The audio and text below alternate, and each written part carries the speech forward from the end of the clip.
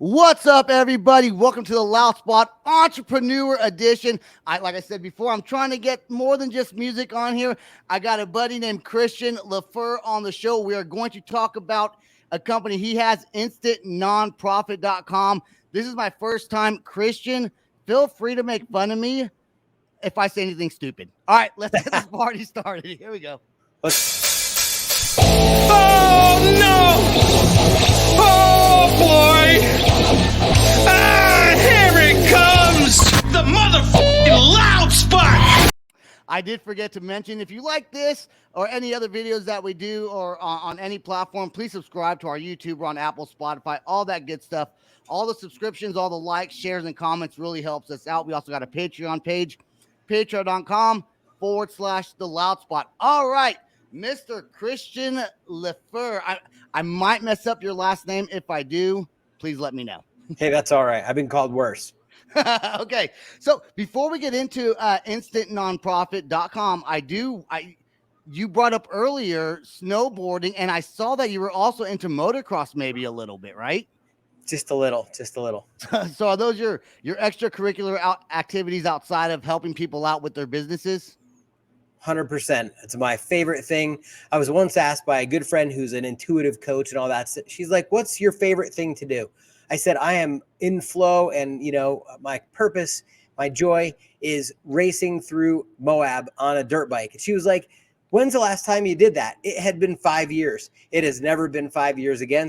I pulled the thing out of the garage, and I make it part of my life every year in Colorado here. You have to do it for just mental saneness, Yes. Like you have to do something just for yourself. But now, okay, so InstantProfit.com, I did some look on it. So you help people start nonprofit businesses, correct? Absolutely. We are a done-for-you end-to-end idea to IRS tax exempt status or company that helps you stay focused on your mission by doing all that crazy bureaucratic stuff for you with very little work and at about a third the cost of an attorney. Okay, so going into that, there's other companies that would do stuff like this. For instance, LegalZoom would be someone who would help. I know that look on your face when I just said LegalZoom. I know that look on your face because trust me, I've been there and I've done that with LegalZoom. But LegalZoom really doesn't get involved with your company. And it seems like you really are there for your clients as a well-rounded firm to help them organize and create and succeed. That's right. As a matter of fact, it's funny you say that. We don't build ourselves up at this company by denigrating other companies. So let's just call those companies Rocket Zoom, right? And Right. What they do is drag you through an almost as painful process as the government does. They just do it in online and sort of in a logical progression, right? Versus like a pile of papers. But what's important is that the IRS does not, they don't speak the language that we speak, whatever that is. It's not English. So we translate everything that is in IRS speak, state agency speak, and we take the 26 plus discrete steps in the process, put them in the right order, and make sure that you can just go from step to step to step, right? And we only get that information one time. We do not need your name 27 times for 27 forms. We're going to do that all for you because our main thing, and even things like what's my mission statement? People try to, they have like 3 pages. We help them with a 1-sentence mission statement. Yeah, it's not supposed to be 3 pages. Fill in the blanks, right? And then that's what works inside the government forms. Plus, that is a weapon in your pocket. When you have a 1-sentence mission statement and you say like, "Hey, I have InstantNonprofit.com," we help nonprofit founders with a done-for-you process so you can stay focused on your mission and get your 501c3. That's our 1-sentence mission statement. When you equip somebody with that for their business, they are like lethal compared to stumbling into a donor on the street, and then the guy's looking at his watch in 45 minutes wondering how to get out of the conversation. So let's dumb this down for people who don't know what a nonprofit is, because even I've always, in businesses I've started, it's always been a for-profit business. What would you categorize? Let's say someone wants to start a business and they're like, a nonprofit sounds good. What exactly is a nonprofit? Because they still profit, correct? Yeah, unfortunately, the word nonprofit, it's just such an unfortunate term. I love to call these organizations for purpose, right? Not Okay. nonprofit, because it is a business entity, first of all. The customers might be different, the source of revenue might be different, and the people or animals or the environment, right? The beneficiary might be different. But ultimately, you need a business model for Right. anything. You can't save the world if you can't pay the rent. So Right. a nonprofit is just a type of business. It's a type of corporation that has a tax exempt status. It does not pay federal income tax. It can also be exempted from state income tax and other Okay. taxes after getting federal income tax. That's the number one difference. The number two difference, which is actually foremost in people's minds when they start a nonprofit, is tax deductibility for donations.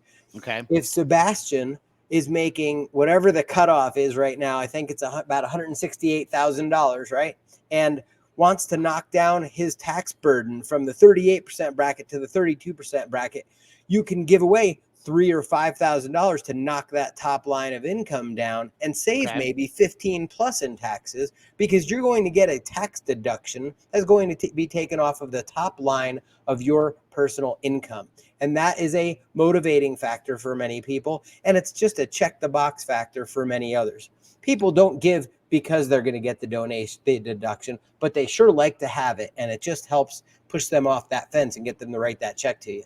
But not every business can be a nonprofit. Like for instance, I had a mineral buying company where we bought oil and gas rights in Oklahoma, and we would buy them for a certain price. And either how it worked for us is we would find an investor who would either buy it from us or give us some sort of commission for going into their areas and buying the areas that they wanted under a drill bit, right? And the company was called Fire Creek Petroleum. Now, Fire Creek could not be a nonprofit, right? That would That's right. it would not fit in the guidelines of a nonprofit. That's correct. There are a number of different types of nonprofit, and when you think about charitable, right, it's generally educational, scientific, building the community, helping children or at risk populations. It's helping the environment. It's preventing cruelty or suffering of animals. Those types of things that you would normally consider charitable activities are what you would file for under a nonprofit. But for example, some businesses are inherently eligible to become a nonprofit. For example, we do rehabs. We do a lot of therapy offices, because the therapy office, the other difference, the third main difference between a for-profit and a nonprofit is there are no shareholders at a nonprofit. So if you want to build value in something, right? So if the value of your landman company is really you, like if you go away, there's no value there because you're not building systems and hiring all these people and having goodwill and Super Bowl ads and all that stuff. Right. So there's no transferable value in the entity itself. If the company is mainly built around you, Sebastian, then you represent the value, what you do, your chutzpah, your hustle, all that stuff. That's the value of the company. Well, with certain nonprofits like therapy offices, the value is in the people's names who are behind the therapist, right? They have a book of business essentially that makes them attractive. They get referrals, et cetera. The therapy business itself isn't something to sell. It's the value is in the therapists who are at the therapy center, at the clinic, right? That's a great example of something that can be a therapy office can be a nonprofit. That way, the business itself isn't taxed at the corporate level. They can save up. They can roll money over from year to year to get a new building. They're not going to be taxed on that as profits, and they still get paid just like everyone else in any business for their services. So they can get paid as a W-2 or a 1099 by the nonprofit that they may be on the board of, and they run for the benefit of their patients. Okay, before you started InstantNonprofit.com, that is the website people can go to if they're interested in starting an nonprofit. Great website, by the way, fantastic, easy to use. I went through it. I saw some YouTube videos on there. We're going to go over the training and all that stuff also that you do. Before you started this, I think it was 2012, you and some buddies kind of got together and we're going to do this. What did you do before this, and what made you decide to start a nonprofit to begin with? Before I started in this nonprofit space, I was a fundraiser and I did issue advocacy for a number of different types of cause. Now, a lot of the work I did was preserving freedom and limited government, right? So we would work on things where people were maybe allowed to homeschool their kids. Now that's become a big movement. I was helping preserve the rights of parents to homeschool prior to it becoming such a big movement in the pandemic. Now everybody's heard of homeschooling. It used to be kind of weird. Right. You're right. I also, my job, and this goes back to when I was 8 years old, and my mom sat me down and explained why my little sister, who was almost 4, wasn't speaking. She wasn't verbal yet because she was developmentally disabled. Now, you couldn't tell my sister kind of looked like all the other kids, but she would never develop like the other kids. And so I'd always had that desire to fight for the underdog because of that experience. And so all the work I've done, whether it was issue advocacy or fundraising, or now with helping thousands of nonprofits get off the ground, it's about kind of leveling the playing ground and helping the little guy and even the exited tech entrepreneur. Now we have people from all walks of life. We want to take these burdens out of their way so they can become the great leader, the great nonprofit founder, bringing help and hope to the world that they can be, and remove all those bureaucratic barriers. So there's always been this kind of fighting for the underdog spirit to all of it. Well, so before you started this, I guess you got with some friends, and it took, I guess you were calling the IRS, you were making phone calls, because it took a long time to start a nonprofit, which is probably very discouraging to people who want to start a nonprofit. I would put nonprofit as this. It's a company. It is profitable. Okay, let's make that clear. It is profitable, but it almost seems like it's there more for a community outreach or a community help. Is that accurate? Yes, it has to be for something that benefits, has an ancillary, at least, result of benefiting society. So we start everything from animal rescues to sometimes little league teams need to get uniforms, or wrestling clubs need to get $200,000 worth of mats, and the school can't pay for it. They will literally start a 501c3 just to do that and then to maintain the equipment. We've also gotten maybe the first or one of the first ayahuasca churches approved in Denver here, where we've already legalized psilocybin. And so that's kind of a spiritual purpose, and that's a little bit cutting edge. I love those kinds of projects because it's real people trying to do real things to help people overcome trauma and heal and all those kinds of things. So it covers all kinds of things. Right? Yes. Psilocybin's mushrooms. For people that don't know it, with psilocybin, it is a in Colorado, I guess it's a legal form of a hallucinogenic mushroom. I think that's what makes the hallucinations possible. Is that accurate? Yeah, I don't know. I don't know. Yeah, it contains compounds that kind of strip away the ego and make one face oneself. Put it that way. Cool. Yeah.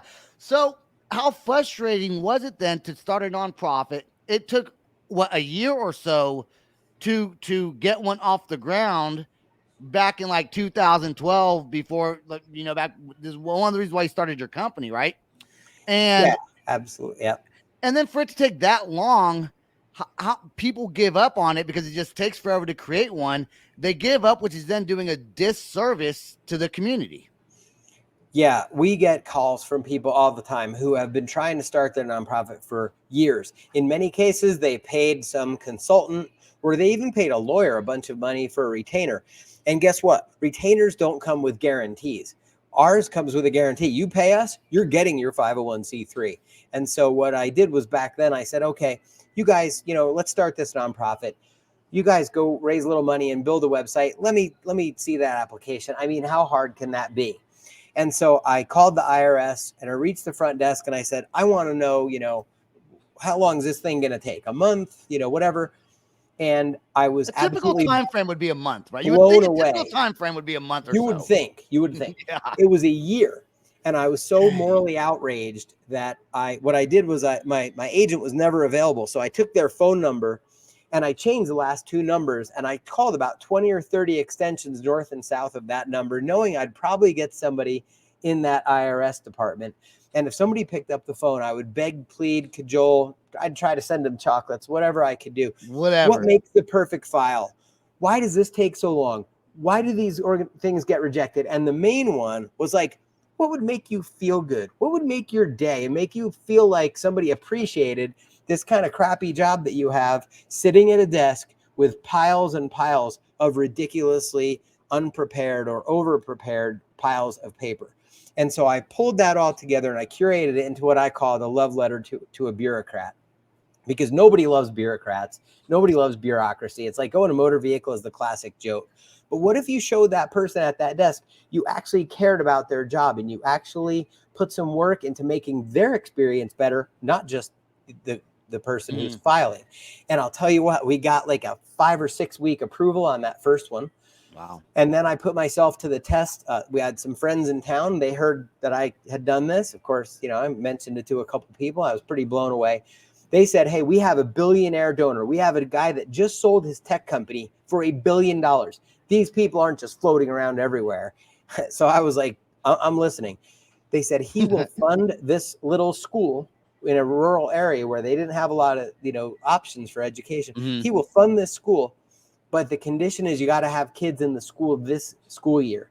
And we were talking about 7-8 weeks out that we would have to have kids butts sitting in seats. And that he wanted to have that approval so that he could get that tax deduction, because he just got this huge tax bill, as you can imagine. Well, after a sleepless night thinking about it, I just couldn't pass up the challenge. And I was like, I'll take that. If I have to drive to the IRS and like stick this in somebody's, across somebody's desk, I'll do it. And I took all those things I learned and I put them into practice once again. And lo and behold, I got an approval in about 6 weeks. The kids got in school. I even put my kids into that school because there weren't a lot of options. And I didn't have to face a bunch of, have nightmares with crying kids, because it actually worked. And from there, that was where I knew I probably could do something where I could make this a business. And I'm so glad I did, because I get this good energy given to me from all over the world right now to start a US 501c3, to do good things. And I get to receive all that good energy every day. That's awesome. Have you ever had somebody that comes to you with just an idea, right? Let's say I have an idea tomorrow, okay? And it's a nonprofit. I don't know what I'm doing, but I say, Christian, here's my idea that I have. Can you make this become a reality? Are you able to get somebody? I mean, do you take everybody, or do you really vet the person you're wanting to help to make sure that they're going to succeed before you just, because they got to pay you for your services, right? So Correct. Do you just take everybody, or do you really just want to help the ones that have a plan? They're going to make it, because if they make it, they make your business model look good, and they're going to talk about how they started it by using your website and your name and helping you grow as a brand. What do you do with someone who just has an idea? If somebody has an idea, they'll book a strategy call. And as a matter of fact, your listeners can go to InstantProfit.com/theloudspot and book a free strategy session. Sign up for our free 10-day boot camp, 10-lesson boot camp, which tells you everything you need to know to start a nonprofit. And there's all kinds of other resources there as well.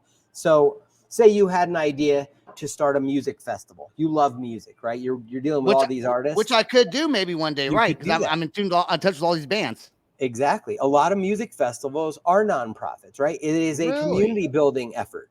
So, and it's got to do with the arts. There's a whole bunch of boxes that particular idea checks. So what we would do is have a strategy session. And in most cases, people that come to us already know that they're doing something charitable. They're just really concerned about how hard the paperwork is. But in some cases, people have an idea and they're like, I don't know if this is a nonprofit or a for-profit, or maybe some other kind of nonprofit, not a 501c3. There are a number of other types of 501 organizations. The most common being a chamber of commerce. That's a 501c6. And we don't need to get all into that, but people understand Chamber of Commerce is there to help its members. And so it's a little bit of a different designation, but we've done those as well. But say yours is a charitable organization. You want to build community. You want to get people back out into the world following the pandemic, feeling good, supporting these artists and all of that stuff. And you want to have a venue, because so many venues have been lost and shut down. Before you through that process. Before you go on any further about that, I want to continue on the subject. I do want to I have lots of friends in bands, lots of managers for bands, lots of touring managers, lots of record label owners. Okay. If you are listening to this podcast, this episode on YouTube, wherever you're getting it, listen to what he's saying right here, because this could be a way for you to start a nonprofit for the community and get some tax write-offs. Anyways, go ahead, Christian. Finish that thought. Sorry. No, that's all right. So a lot of venues have been struggling. A lot of artists are struggling. And so you go, okay, I've got this platform. I'm going to connect the artists, the community, and provide a venue, and maybe even allow people to contribute at that event to saving some of these classic historic venues that are being lost due to inability to have shows during COVID, right? This is a great idea. I walk you through that on a call. And this is how we're able to, have a 200% IRS approval guarantee, because we know on the front end that you're going to be eligible for IRS status. So we get that taken care of on the front end. And if for some reason it doesn't work, we're going to help guide you into, another avenue, whether that's a nonprofit or a for-profit, just by having that conversation, that strategy session. But say your nonprofit for this music festival is something that is viable. We're going to walk you through all the steps, help you. We have a great process to come up with a name that's going to last and maybe won't feel dated to you, a year from now. We help you with that one sentence mission statement formula and just those basics. And then you need to run a board meeting. Well, who the heck has run a board meeting? If that's not something you've done all the time, we give you as a customer free how to run a board meeting in 30 minutes or less training with matching 9-step agenda. We do all your board minutes and resolutions. That's all pre-formatted for you. It's just paperwork that has minutes of meetings and stuff like that, right? Yeah, and it's all pre-written. So you can, again, it's about helping you stay focused on your mission. So what we really sell is a success package, not just some filings and like, hey, good luck. And then we can maintain it for you year over year, so you don't miss any of those filings and get a nasty letter from the government, because nobody likes those. Have you been able to help somebody really with no business mindset and develop them into a profitable organization that is a nonprofit and help them succeed? Someone who just doesn't really know at all what they're doing. Have you seen a good turnaround with your strategy and your formula with helping people out? I absolutely have that, and that's what we're here for. We just help show them the business end of the nonprofit as well with our training, even our free training, our 101 level training that comes with the nonprofit package. Yes, do we have further training down the road? Absolutely. But it's kind of like when you run into an artist, not a business person at all, and they say, I'm just, people are contributing, they're throwing enough dollars into my guitar case here that I'm actually able to start making a living and eating from this. Now what do I do? Right? They just need the basics of business so that they can pick up and increment their way into a more, a contract and maybe having a contract with their band members and having a manager and getting booked on tours and all that businessy kind of stuff. It's the same exact thing with a nonprofit. You want to have it formalized enough so that you're a real organization. People can give that dollar and then get that donation. And then there are certain things that you need to do that you can just kind of baby step your way into initially. And of course, when we get somebody who is like that exited tech entrepreneur, we have packages all the way up to $10,000 with a lot more done for you so they can hit the ground running. But people who are starting the Little League, starting the music festival, and they're just trying it out and they don't know how well it'll do, we have packages to fit every budget, because we're really here to change history, to bend the arc of history in this world by having tens of thousands of people who have a great idea in their heart to be able to enact that out in the world and make change. And man, if we ever needed it in history, we got to pull together and help each other in these communities, because government isn't managing it. And we've, as we're finding, a lot of things that we counted on in the past just aren't there for us. So we have to just band together and help each other and just, put one foot in front of the other. It's so true. Companies like you and what you're doing with InstantProfitcom is really helping other people out, build a community. I mean, that's great. Going through your website, I did want to mention some of the key, pages or items I saw on there that your company does offer, and I thought was really interesting. You have free training, first of all. Okay, not everybody. Listen, people. You can't go to LegalZoom and get free training. I promise you that. You cannot go there and get free. They're going to charge you an arm and a leg they may charge you for calling them. I don't think they do, but I wouldn't be surprised if they tried to. Okay. You got free training. Then you get a startup kit. Okay. So you go through like, I guess, a consultation, right? You go through like a consultation with somebody. You get your free training. What's the start? So the startup kit would include, I guess, all the paperwork that you need to fill out to get to the IRS and the different government agencies, local, state, federal, to get prepared to start, right? Is that what's in the startup kit? Yeah, the startup kit it's similar to our boot camp, right? And Okay. what it does is walk you through, okay, maybe you have a name, maybe you don't, right? So you can kind of Chinese menu your way through the startup kit and say, okay, is my name something that I think will last? Well, there's 4 steps you can put that through, a little process. Same thing with the mission statement.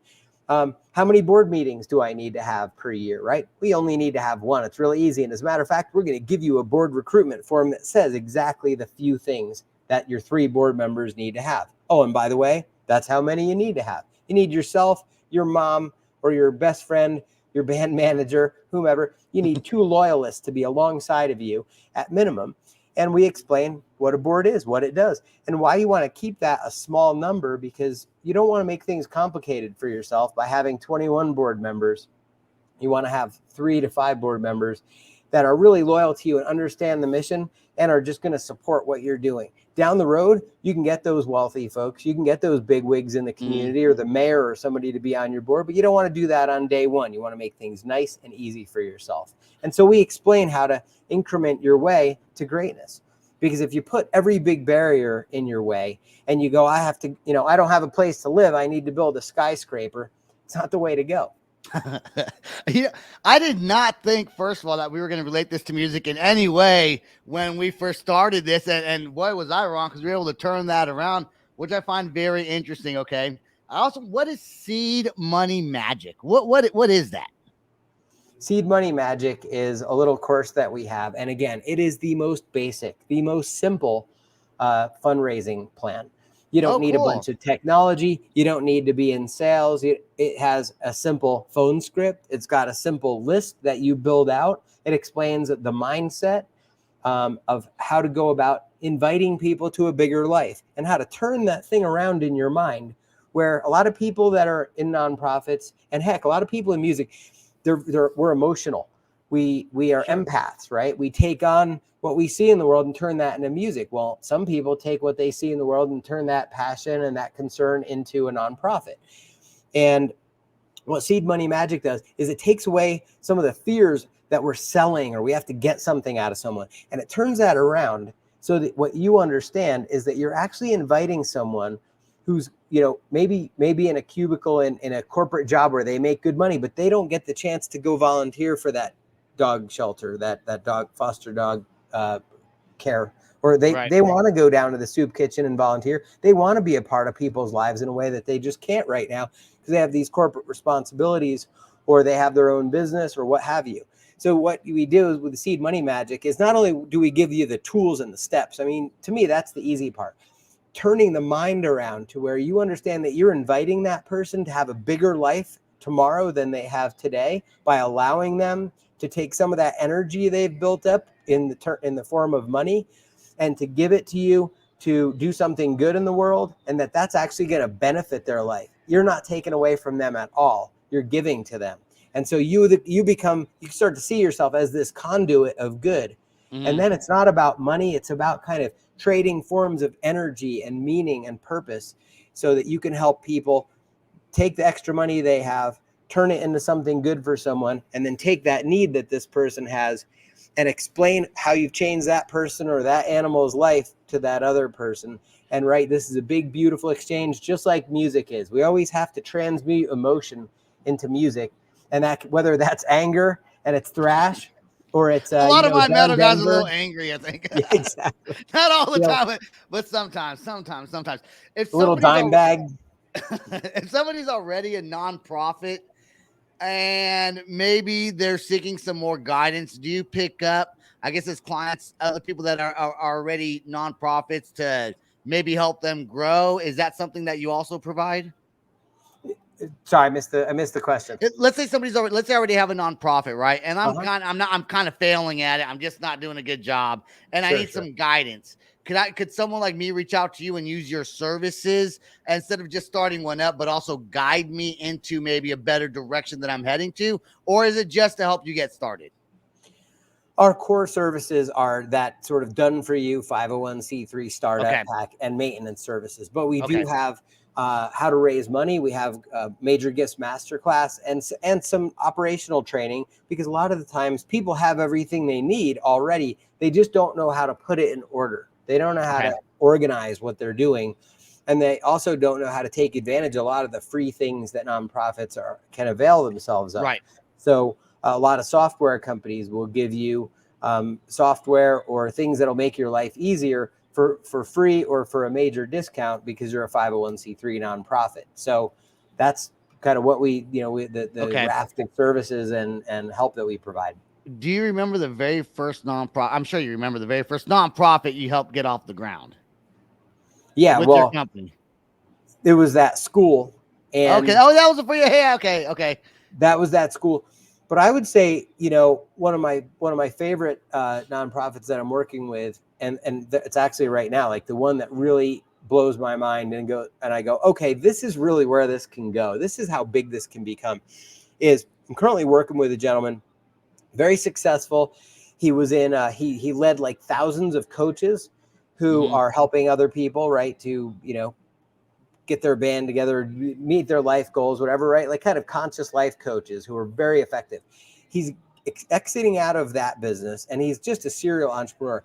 And what he's doing now is creating these sustainable land projects all over the world so that people can get together on a basis that is a little bit different than what we're doing now. And a lot of it revolves around Bitcoin and crypto. And so I just had an episode about Bitcoin and crypto. I saw that. I just released it today on Apple and Spotify, which this is actually going to air on this coming Monday. So it'll be a week ago. But yeah, anyways, yeah, it's pretty cool episode. Check it out if you haven't. Yeah, it's exciting. And so a lot of people who are into crypto and sort of, I think we're all getting over this idea that,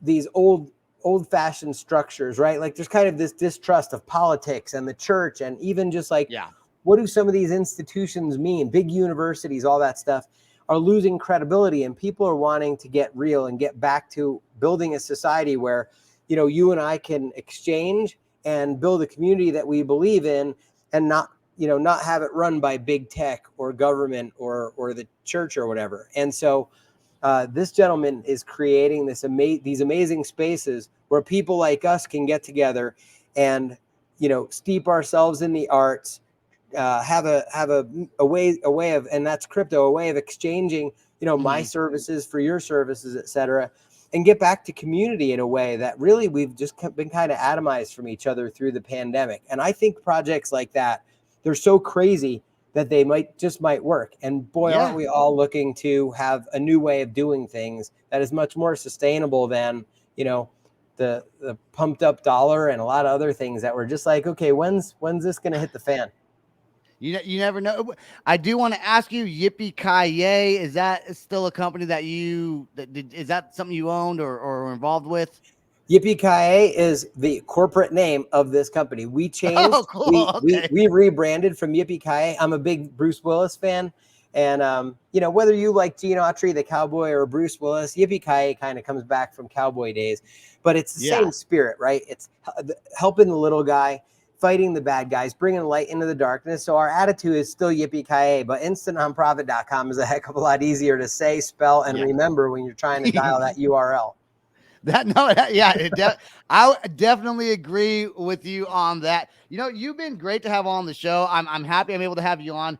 I know that there was a cheat sheet I didn't get. Is there anything that you wanted to mention while we're still on? We're about to get off here. Is there anything that you want to talk about though before we got off the episode?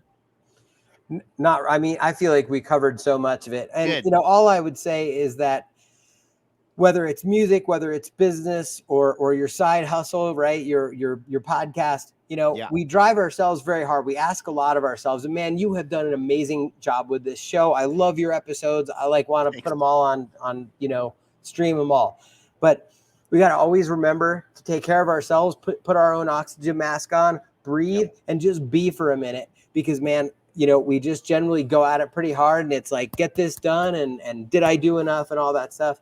And we each have inherent value.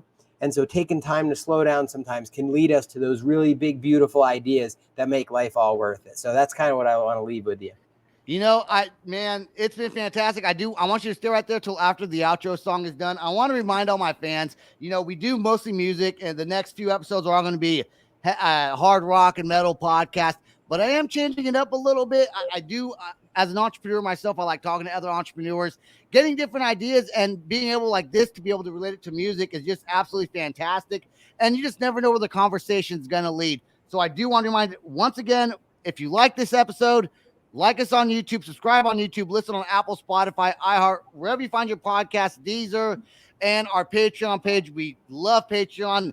We make no money doing this. We are literally a nonprofit company doing this podcast. That's all we got. Christian, please stay right there until after the song plays. Peace out, rock on, and much love. This is the Loud Spot outro by nothing short of tragic.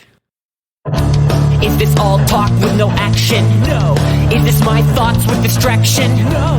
Is this what I bought that's in fashion? Or is this the Loud Spot with Sebastian? Yes. Does nothing short of tragic have us back again? Yes. Does everything that's good really have to end? Yes. A pin post has a pin show, so to get more episodes, make an order, this is over.